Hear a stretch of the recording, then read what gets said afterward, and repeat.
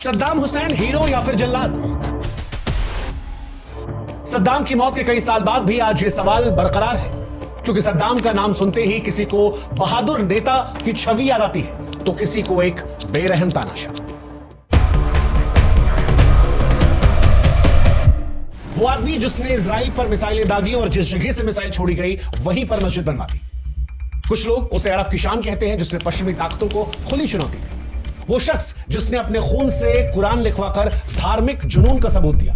वो शख्स जिसने अपने देश की जब बागडोर संभाली तो अपने देश में विकास के लिए खूब काम किया, सड़कें बनवा दी, स्कूल खुलवा दिए, अस्पताल खुलवा दिए, नौकरियां दिलवा दी। लेकिन एक दूसरा पहलू है जो उसे निर्दयी तानाशाह भी मानता है। ये मानता है कि सत्ता की खातिर उसने लोगों की जान ली, उसने अपने लोगों के दिलों में डर पैदा किया, विरोध करने वालों को मरवा दिया, कुर्दों पर जहरीली गैस बरसा दी, बेगुनाहों को मारा। इराक की सत्ता संभालने के बाद वो धीरे धीरे तानाशाह बन गया। सद्दाम की कहानी सच कहे तो आसान नहीं है।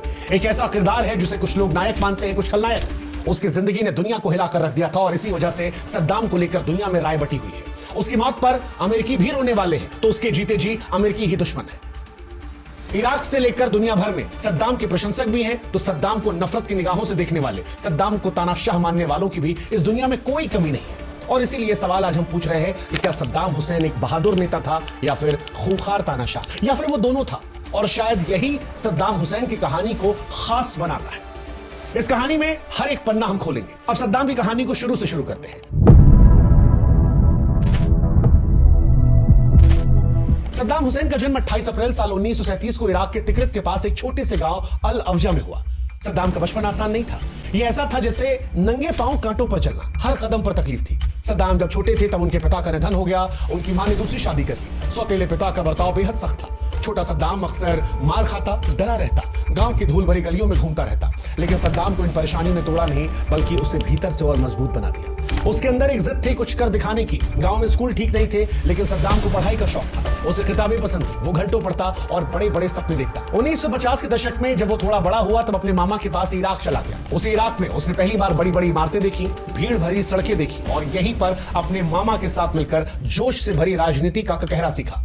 यहीं से सद्दाम की वो कहानी शुरू हुई जो एक गांव के परेशान लड़के से उसे इराक की सत्ता के शिखर पर पहुंचाने वाले शख्स तक पहुंचाती है। बगदाद पहुंचने के बाद सद्दाम हुसैन की जिंदगी ने रफ्तार पकड़ ली।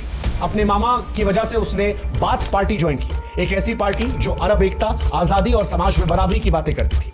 ये बातें सद्दाम हुसैन को बड़ी पसंद आ रही थी। उसे लगा कि यही रास्ता है जिससे अपने देश को बदल सकता है और वो खुद आगे बढ़ सकता है। साल 1959 सद्दाम ने पहली बार एक बड़ा कदम उठाया और एक साजिश में शामिल हुआ। मकसद था उस समय के प्रधानमंत्री अब्दुल करीम कासिम की हत्या करना।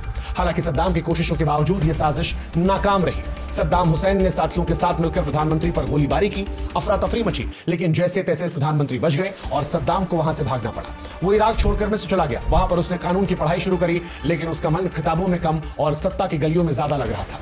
फिर साल आया 1963 जब बाथ पार्टी ने इराक की सत्ता पर कब्जा कर लिया। ये लगा कि जैसे सपना सच हो गया हो, लेकिन ये सरकार ज्यादा दिन नहीं चल पाई और पार्टी को हटना पड़ा। इस दौर में सद्दाम को जेल भी जाना पड़ा, लेकिन जेल की सलाखों के पीछे भी उसका सपना जिंदा रहा, एक दिन इराक का सबसे ताकतवर इंसान बनने का सपना।